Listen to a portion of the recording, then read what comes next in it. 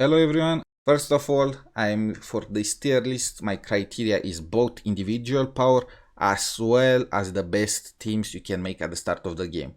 Because there are some characters that are absolutely busted, but there is just no perfect team to pair with them, and that is hindering their performance. First, let's just get rid of the trash or otherwise characters that I will never consider building personally. First, Ben, and I'm sorry for our furry bear, but with our Lucy on the horizon and expecting her to be a fire support, he just lost his place in the fire team. Next, Miyabi, and the simple reason for it is she's not in the game. She will not be at the launch of the game, who knows when she'll come, and I can't leave her on the bottom side here because it triggers my OCD. Next, Billy and Corin. They are both attackers for the physical element, and the simple fact is Nekomata is in the game and is just better than both of them. She is also a standard character, so you'll inevitably at some point end up pulling her. Now let's go to the spicy things, the S tier, and here I have two characters, Ellen and Lycan. And the reason for that is, I'm just gonna put Sukaku also in A tier, is because those three together form the strongest team you can possibly get at the start of the game. The team is basically complete, with Sukaku being the support for ice, Lycan being a stun character, and Ellen being an attacker. And as a limited character, Ellen is expected to just be well above any other attacker currently in the game. Now, furthermore, in the A tier, we have Soldier 11 and Khaleda.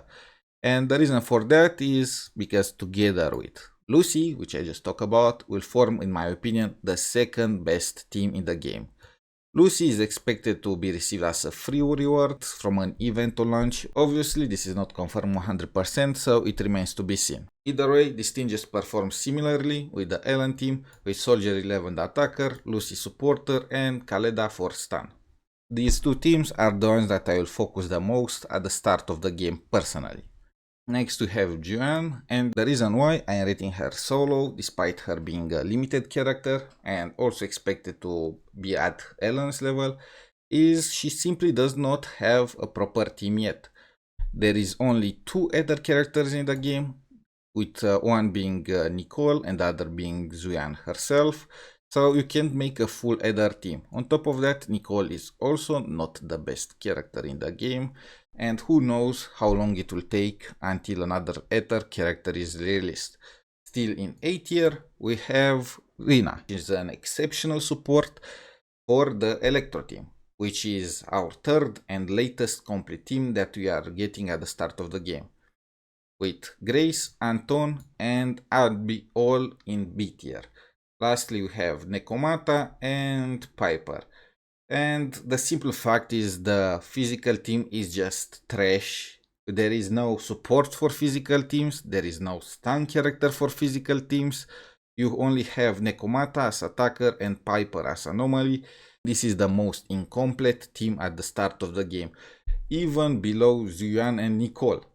Now for teams, and you probably already noticed my opinion from the tier list, Ellen, Lycan and Shukaku as the best team you can possibly make at the start of the game, followed by Soldier 11, Khaleda and Lucy for the fire team, and lastly Rina, Grace, Anton and Anbi for the electro team. Yes, there are 4 here, and the reason for that is you can use any 2 of Anton, Anbi or Grace. The only character that you definitely need to keep in your team is Rina. For Ether and physical teams, there is just no complete team for them, so I'm not classifying them. Obviously, you can just use some kind of replacement, like use Lycan with Zuyan and Ether and Nicole. You'll not be able to get the absolute best of every character, but is viable. However, as somebody that is extremely particular about using every part of a character's kit, I do not like to do these kind of things. Hope this helped you decide what characters to go for, and see you next time.